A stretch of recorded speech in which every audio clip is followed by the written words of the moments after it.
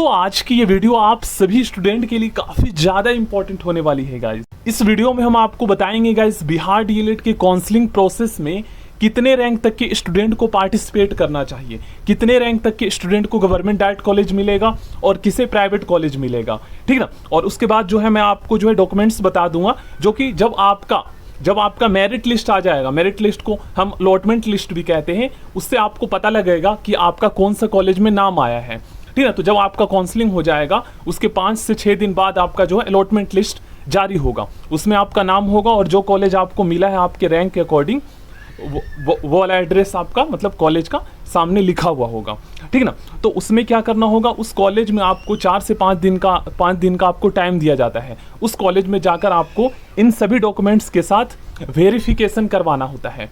अब ये क्यों होता है दोस्तों, ये जो है ना 2 से 3 लगभग 4 बार होता है। अब ये क्यों होता है तो देखिए, फर्स्ट राउंड का जो काउंसलिंग होगा इसमें ऐसे स्टूडेंट जिनके पास कंप्लीट डॉक्यूमेंट्स नहीं होगा, तो जिनका कंप्लीट डॉक्यूमेंट्स नहीं होगा उनको रिजेक्ट कर देंगे, तो फिर ऐसे में वो सीटें खाली बच जाएगी। तो सेकंड राउंड का जो काउंसलिंग होगा उसमें जिन बच्चों का नाम नहीं आया है उनका आ जाएगा, ठीक ना। तो ये प्रोसेस चलता जाएगा जब तक सीट भरती नहीं है, ये चीज़ आपको पता होना चाहिए।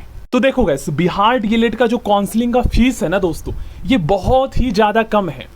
तो ऐसे में तो मैं आपको यही कहूँगा कि अगर आप गवर्नमेंट डाइट ही केवल चाहते हो, अगर आप गवर्नमेंट कॉलेज में ही एडमिशन चाहते हो और अगर आपका कैटेगरी रैंक दोस्तों जनरल से हो, कैटेगरी रैंक 5000 6000 से भी ऊपर आ रहा है ना, फिर भी आप काउंसलिंग कर लो। मैं ऐसा इसलिए कह रहा हूँ क्योंकि यार काउंसलिंग जो फीस है वो बहुत कम है, 500 रुपये है। अगर आप काउंसलिंग फीस इतना तो आप यही कर ही सकते हो। और मान लीजिए दोस्तों आप किसी कॉलेज में, गवर्नमेंट डाइट कॉलेज में कट ऑफ कम चला जाता है तो आपका नाम आ जाएगा, तो उसमें क्या नुकसान है। तो फीस कम होने की वजह से मोस्टली स्टूडेंट काउंसलिंग में पार्टिसिपेट करते हैं, तो ये आपको बेनिफिट मिलेगा।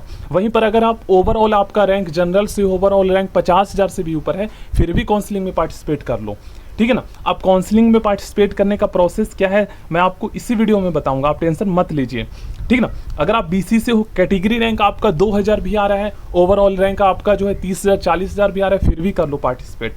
ईबीसी का अगर आपका कैटेगरी रैंक दोस्तों 2500 के आसपास भी आ रहा है, ओवरऑल रैंक आपका वही 20,000 30,000 आ रहा है, फिर भी आप काउंसलिंग में पार्टिसिपेट करो, ठीक है। एससी के लिए अगर आपका कैटेगरी रैंक 2000 आ रहा है, ओवरऑल रैंक अगर आपका आ रहा है 20,000 30,000, फिर भी काउंसलिंग में पार्टिसिपेट आपको करना है। अब देखो काउंसलिंग का रूल मैं आपको बताता हूँ। काउंसलिंग में क्या होता है ना दोस्तों, आपको कॉलेज प्रेफरेंस भरने होते हैं, चॉइस फिलिंग करना होता है। तो इसमें मैक्सिमम आप मिनिमम 5 कर सकते हो, मैक्सिमम 30 गवर्नमेंट डाइट कॉलेज भर सकते हो मिक्स। अब ऐसे में क्या है ना कि आप ज़्यादा गवर्नमेंट डाइट कॉलेज भरोगे, मान लीजिए आपके डिस्ट्रिक्ट में 2 ही गवर्नमेंट कॉलेज है, तो आप अपने आसपास के भी डिस्ट्रिक्ट के गवर्नमेंट कॉलेज भर सकते हो या किसी दूर के भी भर सकते हो जहाँ पर आप रह सकते हो, जहाँ आपके पास पड़ता है, ठीक ना। तो इसका बेनिफिट ये मिलेगा कि मान लीजिए आपके डिस्ट्रिक्ट का कॉलेज का जो कट ऑफ है वो हाई चला जाता है, तो ऐसे में जिस गवर्नमेंट डाइट कॉलेज का कट ऑफ कम जाएगा ना उसमें नाम आ जाएगा, तो ये बेनिफिट होता है। तो फर्स्ट प्रेफरेंस में आप स्टार्टिंग के गवर्नमेंट डाइट कॉलेज रखना 10, और लास्ट में अगर आप प्राइवेट कॉलेज भी एडमिशन चाहते हो तो प्रोसेस सेम ही है, काउंसलिंग में ही पार्टिसिपेट करके मिलेगा। तो उसमें जो है ना कॉलेज ऐड करने का ऑप्शन आएगा, आपके डिस्ट्रिक्ट में कितने कॉलेज है वो सारा ऑप्शन में आ जाएगा जब आप चॉइस फिलिंग करोगे, तो उसमें ऐड आप करते जाओगे और लास्ट में आपको प्राइवेट कॉलेज भरना है। पहले नहीं, आप अच्छे नंबर भी लाओगे, अच्छा रैंक भी रहेगा, फर्स्ट प्रेफरेंस में अगर आप प्राइवेट कॉलेज ऐड कर देते हो तो प्राइवेट मिल जाएगा, ये भी आपको पता होना चाहिए। SC ST PH कैटेगरी के लिए 350 रुपये जो है काउंसलिंग फीस है, तो आपको पता चल गया। EWS से हो, कैटेगरी रैंक अगर आपका 1500 आ रहा है, ओवरऑल रैंक वही मैं बता रहा हूँ 30,000 40,000 से ऊपर आ रहा है, तो काउंसलिंग में पार्टिसिपेट सबको करना है। अब देखिए दोस्तों होता क्या है, जैसे मान लीजिए फर्स्ट राउंड का काउंसलिंग हुआ, अब फर्स्ट जो मेरिट लिस्ट जारी होगा,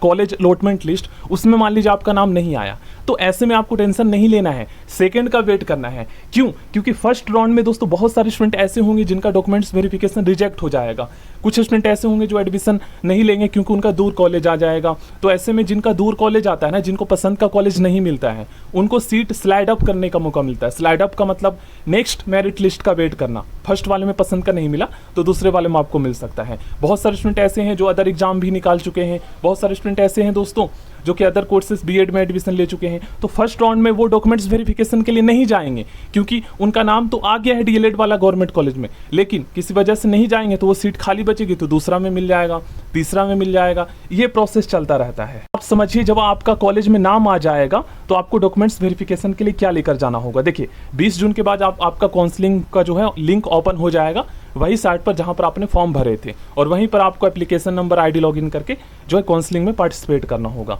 देखिए एप्लीकेशन फॉर्म का प्रिंट आउट तो लेकर जाना ही है, चॉइस पेमेंट रिसिप्ट मतलब वही 500 रुपये वाला जो काउंसलिंग में पार्टिसिपेट करोगे वो फीस लेकर जाना होगा। कॉलेज अलॉटमेंट लिस्ट जब आपका कॉलेज में नाम आ जाएगा वो डाउनलोड करके लेकर जाना होगा।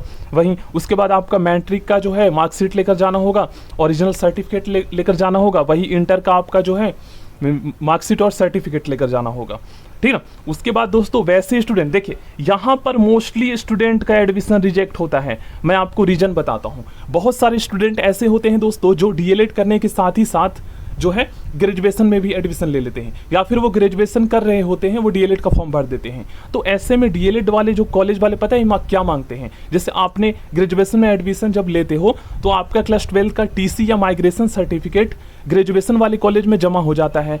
अब गाइस जब आपका डीएलएड में डॉक्यूमेंट्स वेरिफिकेशन होगा ना, तो वहां पर आपका क्लास 12 का जो है टीसी या माइग्रेशन सर्टिफिकेट मांगा जाएगा। तो वैसे स्टूडेंट जो डीएलएड के साथ में ग्रेजुएशन कर रहे हैं तो उनके पास तो होगा नहीं, उनका कॉलेज में जमा होगा। तो ऐसे में या फिर वो ग्रेजुएशन छोड़ते हैं या उनका ग्रेजुएशन कंप्लीट हो जाता है, तब उनको जो है सीएलसी मिलेगा, ठीक ना। और वे स्टूडेंट जो केवल 12th पास किए हैं, ग्रेजुएशन में एडमिशन नहीं लिए हैं, उनके पास टीसी या माइग्रेशन होगा क्लास 12 का, तो वो तो जमा कर देंगे, तो उनका तो एडमिशन हो जाएगा। लेकिन जो ग्रेजुएशन छोड़ना नहीं चाहते हैं, तो ऐसे में फिर गाइस उनको डीएलएड में एडमिशन नहीं लेना होगा, फिर डीएलएड में उनका एडमिशन नहीं होगा। तो यहाँ पर भी बहुत सारे स्टूडेंट का जो है एडमिशन जो है नहीं हो पाता है, तो सीट खाली बचती है। तो ध्यान रखिएगा, अभी से आप अरेंज कर लो। अगर आपका फाइनल ईयर का एग्जाम हो गया है तो कॉलेज में जाकर आप पता कर लो, ठीक ना। बाकी एफिडेविट बनवा कर ले आओगे तो भी हो जाएगा, लेकिन ओरिजिनल जरूर आपको रखना है। माइग्रेशन सर्टिफिकेट आपका चाहिए क्लास 12 का, उसके बाद आपका जो है कैरेक्टर सर्टिफिकेट, उसके बाद स्नातक अगर आप ग्रेजुएशन करे हो